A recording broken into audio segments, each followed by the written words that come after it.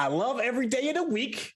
Mondays are great because it's a great start, and Tuesday lets you get a second chance at another great start. Hopefully, you're having a great start with GeekBeast. Hello, nerds! Welcome to GeekBeast. This is a part of the Geekish Network, your daily rundown of geek news from geeks that look like me, geeks that look like you, and the Black Lion himself. Oh my God, I say it in hollowed, hushed tones. So stupid. What's going on? What's up? Yo, tell the people what's cracking, baby. Nothing, same old saying. What's going on with you? Hey, man, just happy to see you, my guy. It's another beautiful geek-tastic geek space with a whole lot of interesting news today. You know what I'm saying? There's a lot. Hey, listen. There's a ton of Star Wars news. Yeah, man. Hey, and I'm going to happily let you talk a little bit more about that because I know there's certain things that can, should, and will not be said regarding some of that information. But if you are new to the show, we cover the Geek News Beat and we share our opinions with you. As you can see, we are both highly melanated, so we are going to give you a perspective that you may not normally come across on your normal feeds like Twitter or Facebook or YouTube. So, sit back, strap in, enjoy your Tuesday, and know that your host, Sin Tail, is here to get you started. All right, first piece of news, up and running Star Wars, ladies and gentlemen. Oh my gosh, our resident expert here and clearer of news is going to take the reins on this regarding this bounty of information, man. What's going on with Star Wars? They dropped their almost a full slate for the next couple of years back to back. They have tons of articles out. They even talked about Star Wars future includes an emblem style show from Spider-Man director John Watts. So John Watts has a show coming out. Not much talk about it really. Grammar Rodeo. They just addressed it as in the Vanity Fair magazine. Bart on the Road. So it's for children. So it's emblem level film for people. Good. We need to get back to the children. Do we need an emblem? Do we really need emblem? We need to get back to the children because these adults don't know how to act regarding Star Wars property. They just have lost their mind. They're never happy enough. It's always some problems. This casting don't work. I don't like this particular director. Children are a lot easier to, coax in to a galaxy far, far away. I approve of this, man. Bring in the kids, man. Yeah. Okay. I mean, they tried that before, right? That's what exactly Clone Wars was. It was targeting children. It failed. Then they made it more adult. Then they didn't have an audience at all. So I'm really curious what they're going to do with young Star Wars, because at the end of the day, Anakin killed all the babies. Yeah, but hopefully we're not going to go into baby killing regarding the Amblin project. Let's hope we don't see, the flash of the saber and younglings' body parts flailing about, or, coasting out on starships called Slave One and murdering sand people. I know Star Wars can get a little dark, is what I'm trying to say. Maybe they can lighten this up for a younger crowd. Disney closed the Skywalker trilogy. They hint about not doing a trilogy anymore, and they trying to make a mixture of movies and films and just one-off stories all across the galaxy that are loosely connected. And they have TV shows that are loosely connected between them. So that's very interesting. Yeah, so, how do you feel about starts in like a week? Okay, yeah, that's true. That's true. Let me ask you a quick question. How do you feel about Star Wars maybe trying to separate from the always perpetual trilogy, or just cinema in general, always having to do trilogies? I think the trilogy is a stupid idea. I think it's a dumb idea. I think it is for financiers to triple in on the product. I put in money, I get triple my worth back out of it. Right. And that's what it said. It's more of a financial thing than a storytelling thing. That warms my heart that you're putting emphasis on the joy of good storytelling over money. Over money, man. Yes. But what drives this industry is money. So it's like, hey, I'm a film financier. I give you $400 million. I want 1.2 billion back out of it, and you have 3 films to spread it across. That's what it was like, and that's what people think of, right? Like everything has to be done in 3s. Right. The audience is capable of handling trilogies. They're not sure if they can handle more than that. I think we're going to see it all change, flip upside down with these Avatar movies that are coming out back to back. That's interesting. He's dropping 5 of them back to back, so it's going to be interesting. But are we really burnt out on trilogies, especially in this day and age where we have long form content that's spanning 10 and 12 episodes? Marvel proved the trilogy doesn't work, right? They wrap things up in 3 stories, but they were longer than that. You didn't get 3 Iron Man movies. You got Iron Man across 20 films. Technically, you're right. Yes, you're absolutely right. Yeah. So the trilogy is something that was made up by Hollywood to finance films, and it was an easy way to finance films and accountants to do their math. So it's nice to see it go away. I think what I do want to see is the mixture of film and television. And I think that's harder. Marvel tried it with Agents of S.H.I.E.L.D. They tried it with a couple of other properties, and it's hard. Because you got to time it just right. And if you miss opening weekend, what happens when you're out of sync? You're instantly out of sync. You can't give stuff away in the movie that's in the TV show, and can't give away stuff in the TV show that's in the movie. So it's interesting. But I do want to see that.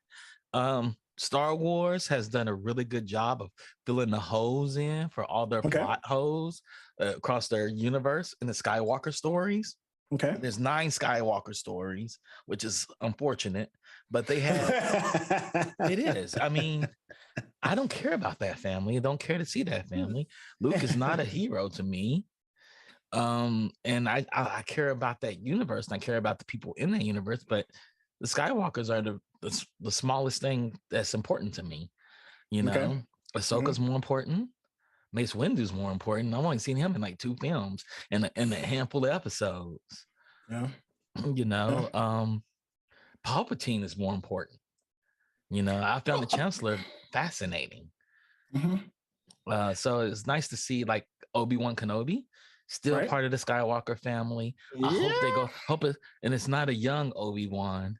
I wish it was a young Obi-Wan Kenobi, because then we could see him and see his actual relationship with the Duchess, which I think is more important, because she's a Mandalorian warrior. She's a fighter, and I would like to see that. Well, I wouldn't count it out because Disney, the mouse has some of the best de-aging technology around. They do. That's not out of the realms of possibility. You can still get that wish. Yeah. And I want to see his relationship with Vaz. He has a problem with Vaz, and Vaz is a Jedi that can pick up objects and read what's in those objects and who owned them and the history of those objects. And he has the power, he has the ability to use the dark side. Okay. And him and Vaz have issues with each other. I want to see that. So I hope we get that story. Okay. I was gonna say I saw like a big name pop up. Somebody that I think we're all a bit of a fan of, and that is Taika Waititi. Yeah. I heard that name pop up. Maybe you can give me some better references regarding that name in these new projects that are coming up with Star Wars. Taika Waititi, he's Marvel's golden boy of comedy, right? He did the Thor films. He's doing the new Thor film, and he's getting his chance to do a Star Wars, I think, a movie. Yeah, it's co-written with him and Christy Wilson Carnes, and they're writing a Rogue Squadron movie. I don't know what that means. I know what Rogue One was, but a Rogue Squadron. Is it going to be silly? Is it going to be? And it's slated for 2023. So we get it next year. Right. We get it after Ahsoka, I think, too. Right. But think about the potential of a Rogue Squadron, right? Because especially based on the success of what Top Gun may do. And matter of fact, I'm not making a mistake. It's not a Rogue Squadron. Okay. It's a different movie before Rogue Squadron. Ah, okay. Because I was going to say that could be a potential gold mine, depending on the success of Maverick. Because Maverick kind of set the tone. Well, Top Gun kind of like really set the tone on spaceship battles, and a lot of air combat, cinematic air combat went by that. It kind of like set the watermark. So that would be cool to see that version of it in space. Okay. Yeah, I kind of want to get away from everything that is Jedi Sith in this rebellion, right? Understand the whole universe is in on this rebellion, but there are places where Force users are not concerned. They're not Jedi, they're not Sith, they're not gray Jedi, they're just people that use the Force. I would like to see those stories. Okay. Well, but those people that are like, I wish a battle would come here. I wish it would. I want to see that story. Do you think the fan base is ready for that story, though? I know you are. You're all in, and I'm with you. I want to see something different as well. But do you think the fan base? No, I don't think so. Okay. I mean, like Andor, like Diego Luna's series is not Jedi based. That's fine with me. I don't need all Jedi all the time. I don't care. I don't even care for that order. No, I feel you. It's just, it has been like the identifying mark of what Star Wars is for over, almost 40 years. Yeah, that's when they had 6 films, though. No, I feel you. It's just kind of, it could be challenging to kind of to turn the ship to find a new identity for something that has been stapled as that. Well, you know what I'm saying? Well, let's be honest. Nobody asked for any of these companies to expand the universe. When you expand the universe, you got to give me more than what's on this page of just Jedi and Sith. You said expand the universe. You didn't say more lore about these 2 groups that I don't really care about. Right. That you done beat them to death with a dead horse, beat them to death.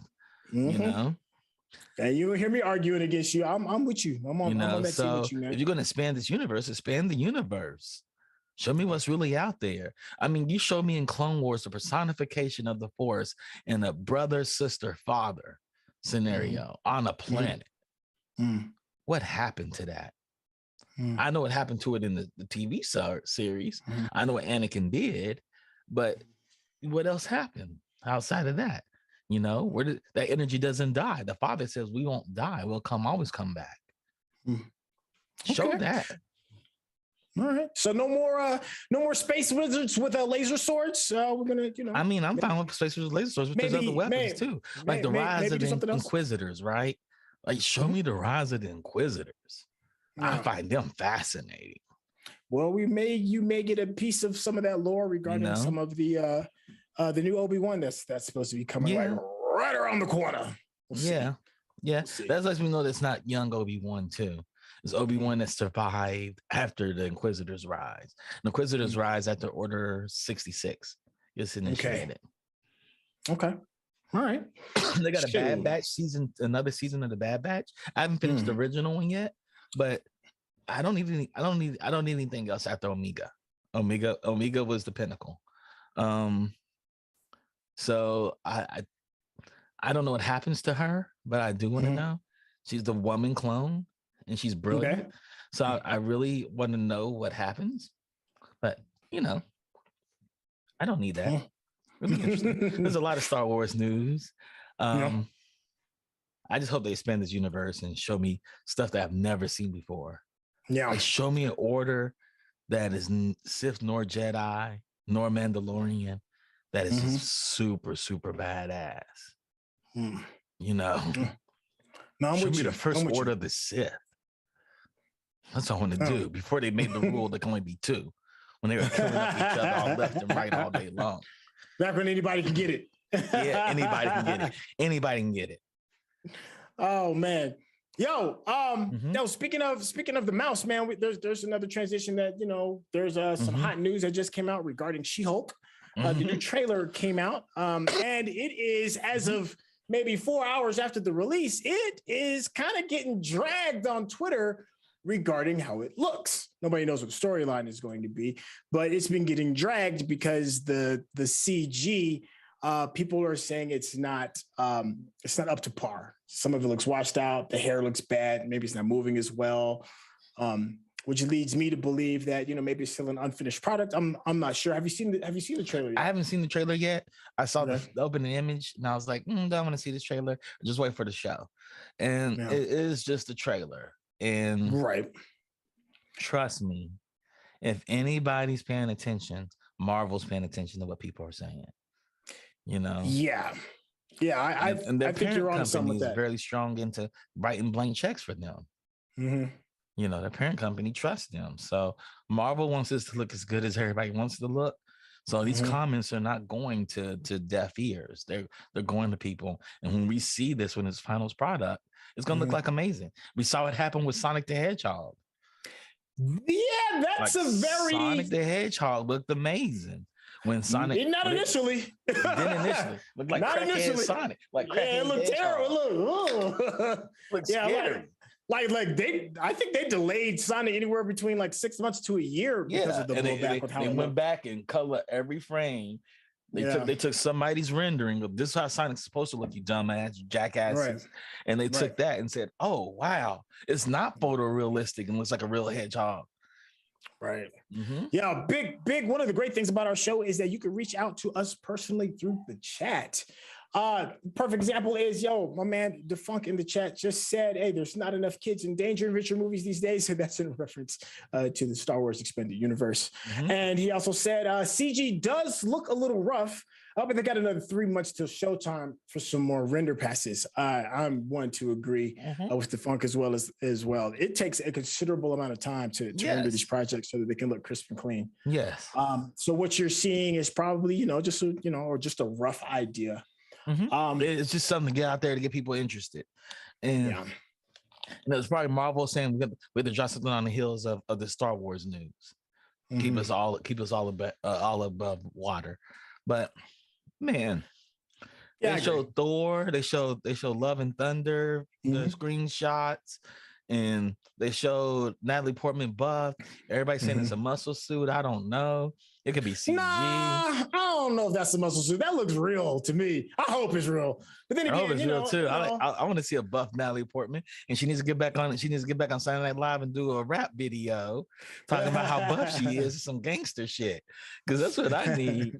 Because she gave me one of the best gangster rap songs of all time.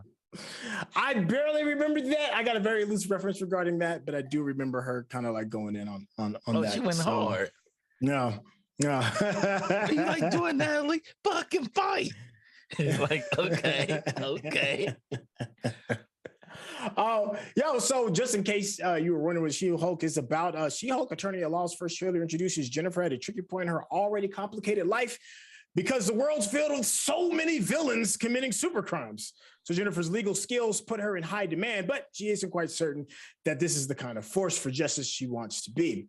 So that soul searching likely is what leads to her meeting up with Bruce Banner, aka Mark Ruffalo, Mr. Spoiler. Anyways, that somehow leads to an experiment that leaves her with the ability to transform into a hulking and very CGI version of herself who leaps into action as a new vigilante. In addition to the Hulks, She-Hulk trailer also features a handful of glimpses at longtime Hulk foe Abomination, played by Tim Roth. And they actually showed a picture of him looking kind of haggard, pointing to how the series will finally find ways to connect the larger MCU. Now, that is kind of interesting because Tim Roth's Abomination, at least him being when he's like in human form, we haven't seen that since the Eric Bana version of the Hulk. Mm-hmm. So that's a really long, deep connect that we did see a reference to in the What If animated series. They did go back to that film and referenced it when the Hulk ends up getting destroyed by Hank Pym. Mm-hmm. But anyways, so it's just another reach back into maybe potentially into the What If universe to bring back old films that Marvel does have the properties for, but people somehow have disconnected from the MCU just because of age. So that should be kind of interesting. Speaking of old. Oh, hold on. Big shout out to the chat again. Dragon Ball VR. Man, I see Marvel's Shrek with the She-Hulk show. Well, I'm going to watch it for the laughs. Yeah, it looks like it still needs some polish on it. But, I'll say this about Disney projects. They very rarely disappoint when it comes to special effects. So I would just say, just give them a chance. Give it time. People have to give it time. Yeah. Give it a second. Defunct said Abomination was also fighting Wong in Shang-Chi Fight Club. That is another great reference and a way more recent one as well. But he was in his Abomination form. We didn't really get a chance to see Tim Roth playing that. But yeah, great. Shout out to Funk on that. There's like one more old school reference that we can kind of go to before we kind of close everything up. And that is an old, was this a James Cameron property? I think it was True Lies way back in the day. I think it came out in like the mid 90s, if I remember right. It was Arnold Schwarzenegger and Jamie Lee Curtis. Mm-hmm. Were both playing a married couple. Jamie Lee Curtis's character didn't know that her husband was a super spy, and she ends up getting drugged into his world. And as a result, like their marriages end up kind of like being saved because it's been spiced up. Really good. It still holds up too. Surprisingly, I saw bits and pieces of it a couple of years ago, and I was like, wow, this show is still holding up. Well, if you are a fan of that world, they are scheduling to do a reboot of a series of True Lies. So like the Jamie Lee Curtis, Arnold Schwarzenegger movie, the CBS takeover revolves around an unfulfilled suburban household wife, same storyline, shocked to discover that her husband, an unremarkable computer consultant husband, is skilled as an international spy. So the new people that are going to be taking the roles is Steve Howey from Shameless, Ginger Gonzaga from I'm Dying Up Here, Marvel's upcoming She-Hulk, steps into the role famously played by Curtis and Schwarzenegger, leading a cast that includes Eric Hernandez, Omar Miller, and a few others named people. Sure. I'm not against it. I liked the movie. I don't know how that is going to translate into a TV series. It seems like it wouldn't be too difficult, right? Yep. I mean, I'm curious too, see what it translates into. I love Jamie Lee Curtis, so I'm here for it. Yeah. And big, huge shout out to, our creators of color. Filipina actress Ginger Gonzaga is also going to play the best friend character in She-Hulk, which we just said a little bit earlier. Mm-hmm. So, it's always good to get proper representation. You know who I feel bad for? It's not the people of True Lies and everybody else that's going to be a part of this, because I'm sure it's going to be really good. I feel bad for Donald Glover. Why do you feel bad for Donald Glover? Because he's remaking another property that's really close to this. You remember the old Brad Pitt, Angelina Jolie, Spy versus Spy, Married Spies movie? I forgot what it was called. There wasn't True Lies. Golly, I guess True Lies is the one we were just talking about. I can't think of the name of it. It's the one that ends up that forced Brad and Angelina Jolie to get married in real life. Well, anyways, he is remaking that movie himself. Mr. and Mrs. Smith. Thank you, everybody. He's remaking that, and those two properties are, kind of similar, kind of similar enough. I don't know if Amazon is going to back it in the same manner as maybe like CBS. We'll see. I'm not sure. How would you feel about which one? If you could only see one, would you rather see Donald Glover's version of Mr. and Mrs. Smith, or would you rather see the new reboot of True Lies? Everybody in the chat, anybody else? Which one would you rather see if you could only see one? I think. Oh, shoot. Hold on. You guys still there? My computer just blinked out on me. I'm still here. Oh, I'm sorry. not there. Where'd you go? Oh, I'm still here. Okay, sorry about that. I hit the wrong button on accident. I think if I had to throw my hat in, let me see. I probably would want to see Mr. and Mrs. No, I don't. I'd rather see True Lies. I think I'd rather see True Lies, especially if Cameron's I'm back trying on. to think. It'd definitely be True Lies. Yeah. If I had to pick, it'd be True Lies. Yeah. I'm wondering if Cameron's going to be behind it, at least as a producer. It says here, yes. It says Anthony Hemingway will direct the pilot and executive produces alongside Cameron and his Lightning Storm Entertainment partner. So Cameron's company will be a part of it, but not necessarily him. So I don't know if that's a good thing or a bad thing. Defunk said, I don't have a preference for either, and I have interest in both. I think that's the answer right there. Yeah. I think True Lies is probably going to be a little bit more of something that we recognize. The way Donald Glover has been going about his properties, I think he's going to totally retool Mr. and Mrs. Smith into something that we are probably not going to recognize if his track record, remains intact. Because Atlanta, if you're out watching Atlanta, what are you doing? You want to talk about some brilliant storytelling. Atlanta is killing it this season. Killing it. It's a masterpiece. This season of Atlanta is a masterpiece. Do your homework. Has it not been a masterpiece? Yeah, I'm giving you your homework. Watch Atlanta, and if you haven't caught up from season one, then you need to catch up from season one. It is a masterpiece in storytelling.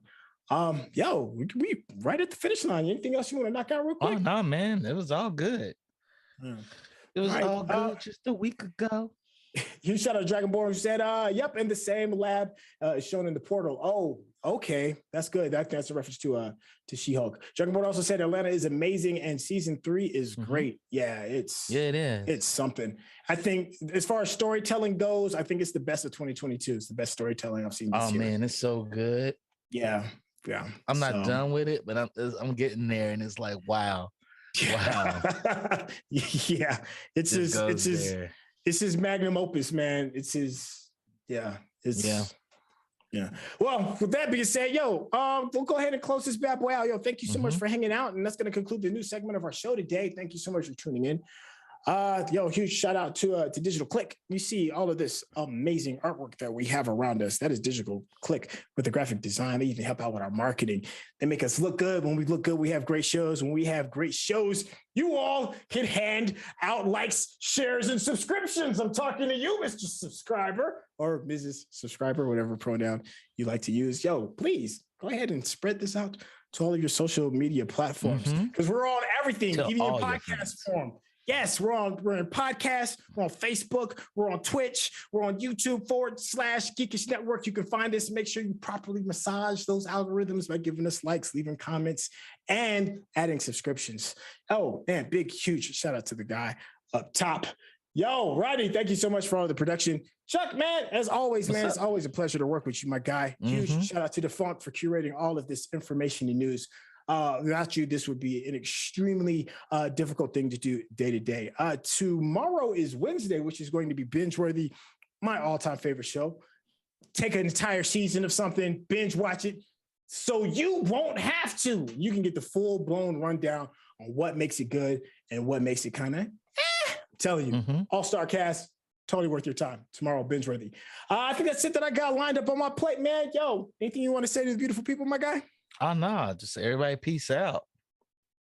Have a good night and binge watch Atlanta. Watch it. It is Atlanta's that dope. good. It's dope.